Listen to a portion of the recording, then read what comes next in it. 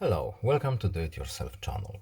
Today I will show you where to find and how to add widgets in our Samsung Galaxy S22.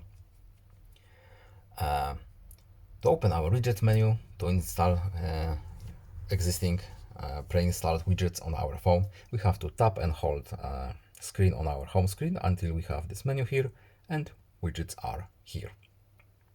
Widgets are little applications, gadgets that can enhance our phone experience. For example, let's add a clock to our home screen. We have clock here, add, and now we have clock right here. Of course, we can move it like any other application on the screen. We can change size,